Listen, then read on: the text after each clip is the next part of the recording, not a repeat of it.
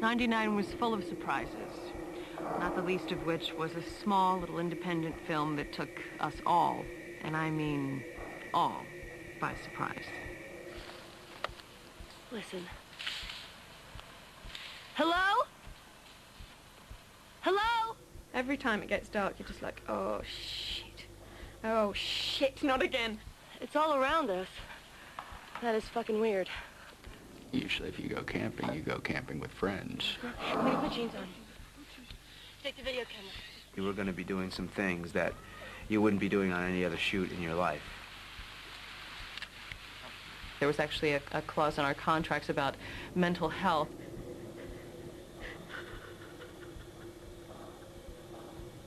I just want to apologize to Mike's mom and Josh's mom and my mom. I am so sorry. I don't think it would have been as big, the website, because it just kind of, the website kind of made it. Ed formatted this really cool website before the movie came out, and we put all this material, like the film reels and Heather's journal. They started posting pages from Heather Donahue's missing diary, and that was the beginning of the end, for me anyway. Most of the people who discovered it through the website early on were buying into the authenticity of it, thinking that it was a true story. And what they did was they actually doctored all kinds of news stories. Heather Donahue, Joshua Leonard, and Michael Williams disappeared in 1994 while shooting a documentary film project in the Black Hills area near Burkittsville. I had a detective call my apartment and asked me, hey, I had never heard anything about these 3 film students, and I work in the area, and I can't find any documentation on these 3 missing filmmakers. Already, people are stopping by this tiny Frederick community of just 200 residents. It was this huge cultural thing where people were flocking to Burkittsville, Maryland to find out what had happened to us, that they really believed that we were gone. So you believe it? Oh, are you kidding? Yeah. Something happened to him. Next thing we know, the Internet Movie Database reported that our 3 actors, who were alive and healthy, were dead and missing. My brother Tom got a message on his home machine saying, I'm very sorry about your brother. I know that he was trying to get into the film business. We were supposed to be pretending that we were dead pre-release, and they didn't want us doing any press or showing up at Cannes.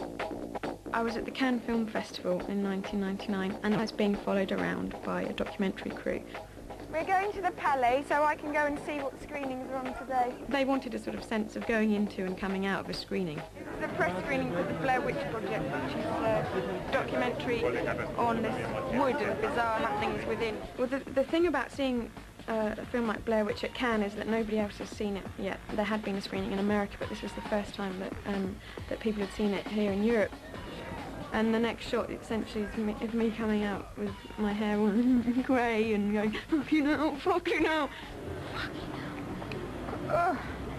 We're running. What do you think? We're not going to bump into shit on my back. Heather is kind of a gung-ho film student, you know, kind of an alpha personality that is, you know, absolutely committed and driven to making her documentary. All right, come on, into the house. My character, Josh, was very young, not great at dealing with conflict. And it seems like we're still pretty much on trail. That's not what I said. I've been described as the everyman of the film because I do bring up issues that I feel the audience wants to bring up. I gotta tell you, I don't fully trust you. And What? Nothing. I don't know why you have to have every conversation on video, man. Tape some Because we're making a documentary. Not about us getting lost. We're making a documentary about a witch.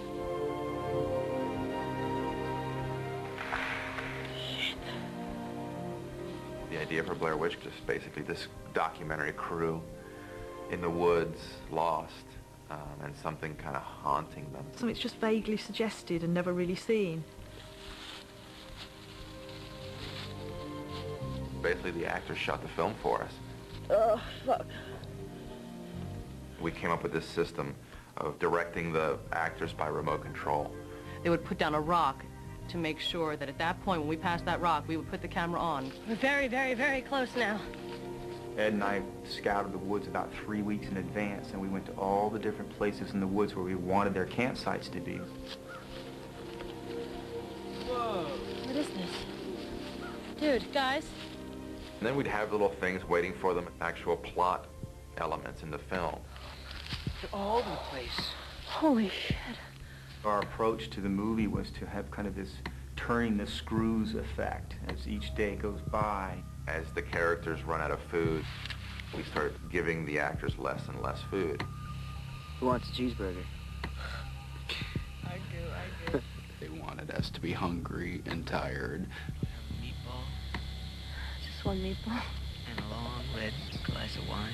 Yeah. So they did the sleep deprivation, and they stopped feeding us, which is a really good way to create animosity for future reference. Put the camera down. This is not funny. Coming. This is... Do I look like I'm laughing at all? No, but you're going around doing your documentary thing, man. The dynamic that you're seeing of the characters is very closely related to the dynamic of the actors. You're still doing your fucking thing. Don't fucking turn the goddamn thing off! If you bite me one more time, I'm gonna throw you in the fucking woods. You touch my camera, I'll fight you again. Fucking bullshit! Mike, chill.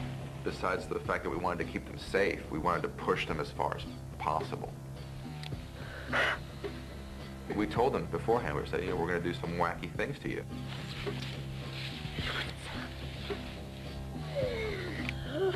We were in the tent, and our sleeping bags were wet, and it had taken us like an hour to get the water in our sleeping bags up to body temperature so we could actually fall asleep in it. And the tent started shaking, and we heard babies crying outside. And so I think all of our first reactions was, I'm not getting up. It's not happening.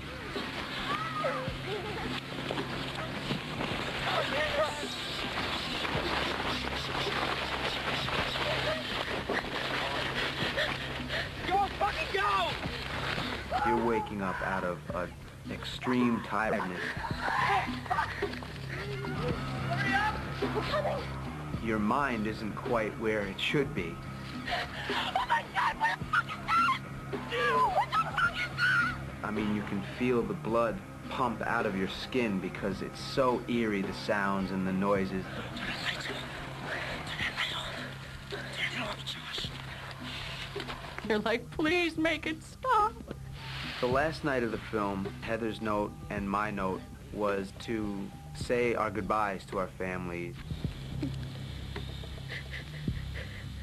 It was a last will and testament, but on videotape of this woman who knows that she's about to die. Everything had to be my way. And this is where we've ended up. When she steps down into the basement for the final sort of scene, I was just in there with her.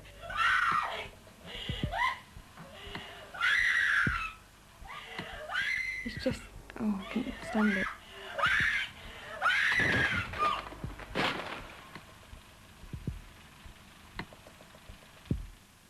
It seems to have gained iconic status, but that objectifies me in a way that I'm not entirely comfortable with. John Smith's extra smooth.